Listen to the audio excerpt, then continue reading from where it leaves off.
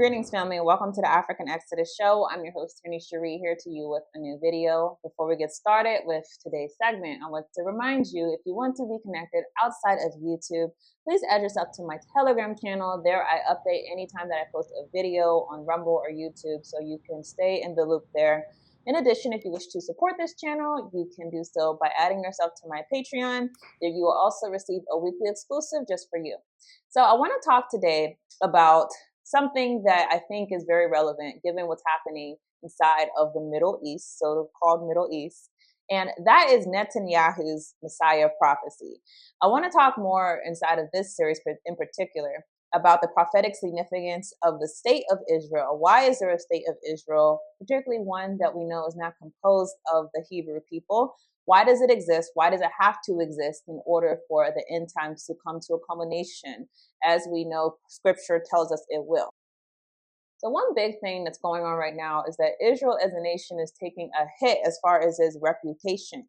And for a while, I started thinking, is this by design? Do they want to take a hit? Because it seems like this is something that they're all for. So I want to begin this by really going through something that many of you might not be aware of.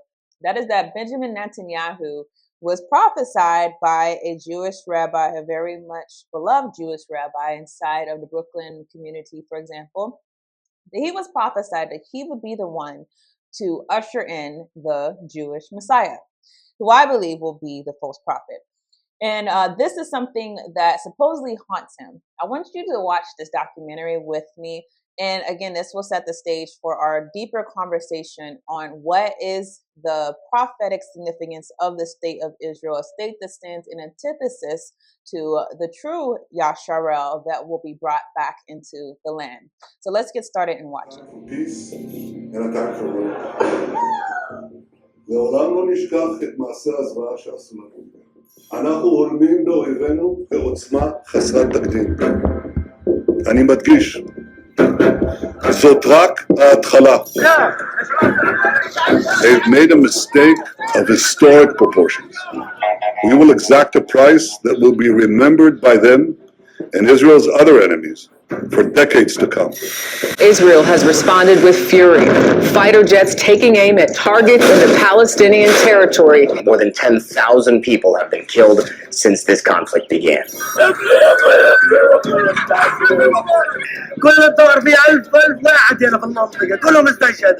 Today, Netanyahu's leadership is on the verge of imploding, deeply unpopular with his own people, and under immense pressure from the international community. La lutte doit être sans merci, mais pas sans règle. This is a fall from grace for a man who was reportedly told by one of the most powerful Jewish religious figures in the world that he would be the one to welcome the Messiah. So hopefully that is setting the groundwork for you all to understand the significance of how Benjamin Netanyahu's political future is completely in jeopardy right now. And we have to ask why. Why would you be so willing to jeopardize your political future, your own government, just for you to be able to annihilate a people where it's not necessary for Israel to exist to annihilate the people of Gaza? There are many other alternatives. Obviously, people have spoken about a two-state solution, which he has said he would unavowedly never agree to. So there has to be another thing that's happening, something else at play for this person to be so willing to jeopardize his entire political future and even the international community's outlook of his own country. So this is going to get into what that is.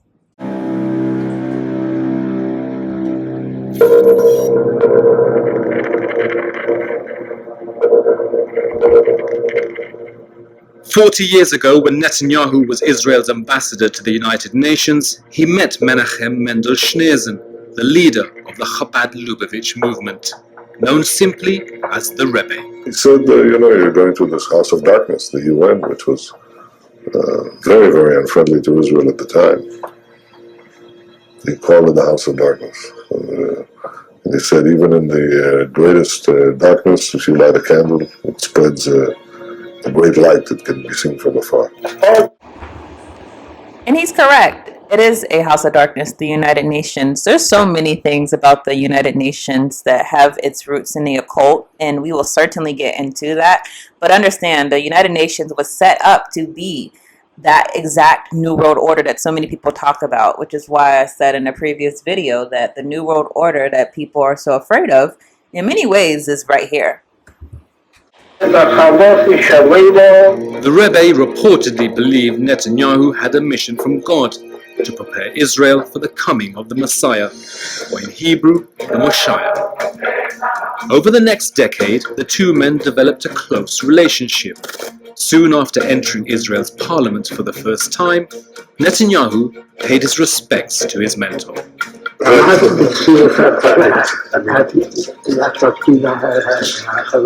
אני פעל מבחינת מעשה לאדם מבחינת מעשה, ואני מתכוון לחזור אליך. Aqui sabe por isso, do meio de peixe essa na mexia. Apesar de não ensinar né? Tem essa desvantagem na tada Z. Back then, Netanyahu was probably the only ally that he could work with in Israeli politics. He obviously demands from Netanyahu to take some steps to hasten the coming of Messiah, which is to make Israel a more religious place and to take certain concrete steps in this regard. And Netanyahu says, I'm definitely doing that. Let's pause right here and focus on that because I do not want you to miss this central point. Essentially, this is when Benjamin Netanyahu was not even the prime minister. He was just a regular minister inside of the parliament. And at that time, the Rebbe approaches him and says that you are going to be the one to usher in the Jewish Messiah. Now, that goes right to the entire purpose of this discussion. What is the prophetic significance of the country Israel, the state of Israel? And this right here is giving us a wide indication that the state of Israel could be the nexus to usher in their Messiah, who we know is not our Messiah.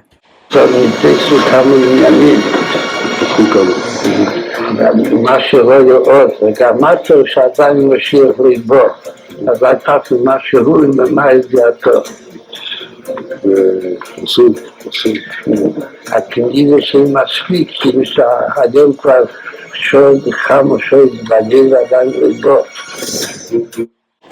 So you have to understand, in the mindset of the occult, they do think that their Messiah will be brought in because of the conditions inside of the world system that they feel responsible for bringing about. And so what you hear him telling here is that the Messiah is not here yet. You have to do what you have to do to bring him into fruition. That's an indication that Israel sees it as their job to create the conditions that will usher in their Messiah. And we know what the scripture says. No one knows the time, the day, or the hour.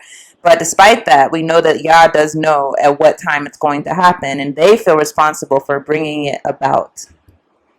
Gave monotheism to the world, belief in one God. And at the time that Africa gave monotheism to the world, belief in one God, every other area surrounding Africa were believing in cows, were believing in moons, were believing in the sun. It was Africa and Africa alone that gave monotheism to the world. That is why Judaism had to be born in Africa. It presented the proper conditions for Judaism to be born there. Sigmund Freud, in his book Moses and Monotheism, his last book, and the book usually hidden, it's hard to get, and I don't see why. I find the book to be a particularly interesting book, and the conditions under which it were written. Mr. Freud began to write the book, I believe, in Austria, and because of Nazi occupation, he had to leave, and he took all the notes with him and went to Britain and hurried very much to write the book. Of course, this book, the Moses and Monotheism, here Freud comes to show through archaeological proofs, Freud comes to show through historical proof, Freud comes to throw through psychoanalytical proof that Judaism began in Africa, and not only this, but Moses himself was an African. Of course, the early priests of the religion were Africans, as they had to be. They were the ones who recorded the religion. Thus, when I take a position against Zionism, for example, when I hear people tell me that I'm anti-Semitic, which makes no sense at all because Judaism has nothing to do with Semitic people, One is a religion, the other is a biological specification, and the Palestinians certainly are Semitic. Mr. Arafat is a Semite. So if I support the Palestinians, I cannot be anti-Semitic, that's clear. But this is all confusion here. And this confusion is well done to keep people more confused. But we're revolutionaries and we believe in dialectics. Out of confusion comes clarity.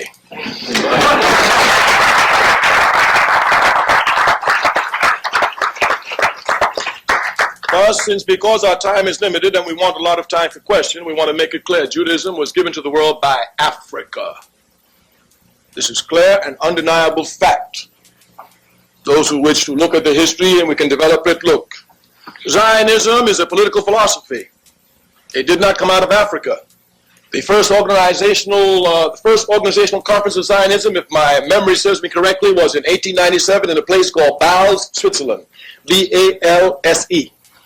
The reason why this meeting had to be held in Bâle, Switzerland was because the majority of Orthodox Jewry in Europe was against Zionism, totally against it. We must look properly at Zionism, its beginning, and its founder, a man by the name of Theodor Herzl, H-E-R-Z-L. Mr. Herzl was, of course, bourgeois from his toes to his top of his head. He was bourgeois. As bourgeois as you can get. He didn't think about the proletarian. As a matter of fact, Mr. Herzl himself was not a religious person. It's extremely important. And we want to read his diary. He himself says that he's an atheist. You must understand the word properly. An atheist does not just not believe in God. An atheist makes the affirmative statement that God does not exist. Thus, Mr. Herzl is an atheist. I could never understand, until this day it is incomprehensible for me to understand. How is it that Zionism, a political philosophy, born thousands of miles away from Judaism, one born in Africa, the other in Europe, born thousands of years different from Africa, thousands of years of difference, Judaism thousands of years ago, Zionism 1897. And how is it that they can link each other together? And according to the philosophy of Zionism, that they feel that somehow that they have some relationship to Judaism and this promised state that God promised his chosen people. Mr. Herzl did not believe in God. Not only did not believe in God, he said that God did not exist. Now, he who tells me that God does not exist sets out to find a place that God promised to his chosen people. If this is not ludicrous, and this is the basis, of course, of Zionism, so you can see here the contradictions just everywhere. This is the time when Zionism comes to rise. Zionism comes to look for a state when everywhere else in the world is already dominated. Thus, in order for Mr. Herzl to get a country for Zionists, what he did was to attach himself to imperialism, British imperialism in this case, quite specifically. Of course, as an African who suffered under the heels of British imperialism, I can have no love for it, and certainly I cannot love anyone who attaches themselves to it and attaches themselves to it for the foundation of a state and then call this a liberation movement. Liberation movements fight against imperialism, not with it. Clearly here. Yes.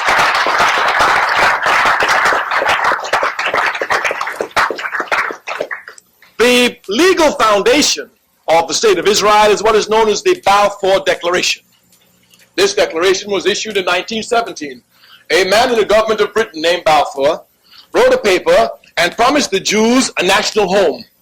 The national home he promised them was an area which Britain was colonizing, Palestine. Palestine didn't belong to the British. Just like Ireland doesn't belong to the British, even though they have troops there.